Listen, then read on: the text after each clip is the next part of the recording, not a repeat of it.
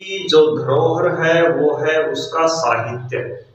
क्योंकि पीढ़ी दर पीढ़ी प्राप्त होने वाले ज्ञान को हमारी आने वाली पीढ़ी को हम हमारे साहित्य के रूप में देते हैं। ऐसे ही हमारा जो आयुर्वेदिक साहित्य है, जो आयुर्वेद से जुड़ा हुआ साहित्य है, उसके अंदर एक से एक चमत्कारी और सरलता से प्राप्त होने वाले नुस्खे मिल जाते हैं। अभी हमने एक प्रयोग करके देखा कि हमने दो व्यक्तियों पर प्रयोग किया। दोनों व्यक्तियों को हर रोज सुबह के समय में जो है 5 बादाम और 2 अखरोट देने शुरू कर दिए। एक को सूखे मतलब बिना भिगोए हुए और एक को भिगोए हुए। तो हमने देखा कि उन दोनों व्यक्तियों को उनसे कौन कौन से लाभ हुए, जो अब हम इस वीडियो के माध्यम से आपको बता रहे हैं। नमस्कार मित्रों, वंदे मातरम, जय सिया राम, जय गौ माता की। आप सभी का स्वागत है आपके अपने YouTube चैनल गोवर्धन आयुर्वेदा में। हम यहाँ जो भी कोई जानकारी आपके साथ साझा करते हैं उसको पहले प्रयोग करते हैं और प्रयोग करने पर हमें अच्छा रिजल्ट मिलता है तो आपके साथ साझा करते हैं। अभी हमने एक प्रयोग किया है कि हमने कुछ आदमियों को सुबह के समय पर विशेषकर अखरोट और बादाम खाने को दिए। 5 बादाम शाम को पानी में भिगो दिए और सुबह जो है उनके साथ 2 अखरोट खाने को दिए तो उनको चमत्कारी लाभ प्राप्त हुए। एक को उसका दुष्प्रभाव हुआ और एक को उसका लाभ प्राप्त हुआ। जो दुष्प्रभाव हुआ वो पहले दूसरे दिन ही जो है दिखाई देने लगा। अब तो हम इस प्रयोग से इस निष्कर्ष पर निकले कि किसको बादाम खाने चाहिए, किसको बादाम नहीं खाने चाहिए और बादाम खाने का सही जो तरीका है वो क्या है। हमने शाम के समय पर 5 बादाम भिगो दिए और 2 अखरोट उन्हीं बादामों के साथ भिगो दिए और सुबह के समय पर उन बादामों का छिलका उतार करके वो जो है दूध में मथ करके वो खाने को दिए और साथ में अखरोट। तो जिस व्यक्ति को हमने इस तरीके से दिए तो उसको चमत्कार क्या हुआ कि उसके बाल झड़ने रुक गए, उसको गैस बननी रुक गई, उसके चेहरे पर चमक आनी शुरू हो गई, थकावट खत्म हो गई और उसका बीपी लो होता था बार बार, वो बीपी लो होना बंद हो गया। अब हम दूसरे पहलू पर जाते हैं। दूसरे पहलू पर क्या था कि जिसको हमने ये दिए उसको पहले तेजाब बनती थी और इसके बिना भिगोए बादाम लेने से हमने हालांकि उसको बाद में भिगोकर भी दिए और उसको इसका नुकसान ही हुआ। तो यहाँ से ये पता लगता है यदि आपको तेजाब बनती है, आपके सीने में जलन रहती है, आपके पेट में जलन होती है, आपकी छाती में जलन होती है, आपको खट्टी डकारें आती हैं और कोई आपको कहे कि बादाम खाओ तो मत खाना।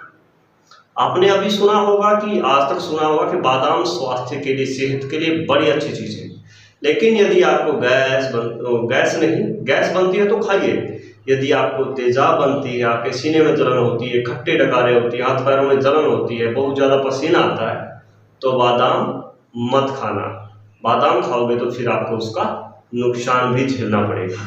तो हमें इस प्रयोग से ये पता लगा कि बादाम हर किसी को नहीं खाने चाहिए। तो मैं बता दूं, जिस व्यक्ति ने इसको भिगो करके खाया था उसको हमने फिर सूखे भी दे करके देखा, क्योंकि एक व्यक्ति पर एक तरीके से प्रयोग करने पर यह निश्चित नहीं होता कि इसका कैसा प्रयोग होता है।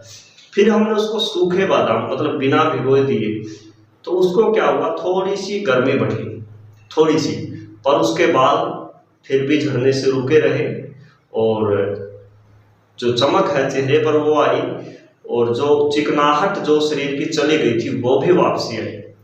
तो यदि बादाम के साथ एक काम और हो जाता है, जैसे गर्मियों का समय है तो नारियल के तेल की मालिश करो और सर्दी का समय है तो तिल के तेल की शरीर पर मालिश करी जाए तो और भी चमत्कारी लाभ जो है सुबह बादाम और अखरोट खाने से मिल सकता है।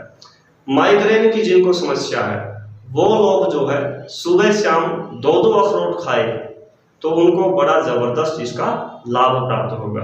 तो हम यहाँ पर आपके साथ आगे भी ऐसी जानकारी साझा करते रहेंगे। आप हमारा हौसला बढ़ाइए, आपके अनुभव कमेंट के माध्यम से हमारे पास छोड़िए और यदि आपके पास कोई जबरदस्त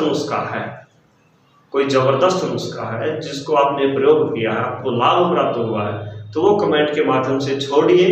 तो हम आने वाली वीडियो आपके नाम के साथ, और यदि आप हमारे पास व्हाट्सएप के माध्यम से हमारे पास जो है आपका फोटो भी भेजते हो तो हम उस नुस्खे के साथ आपका फोटो भी यहाँ पर शेयर करने का प्रयत्न करेंगे।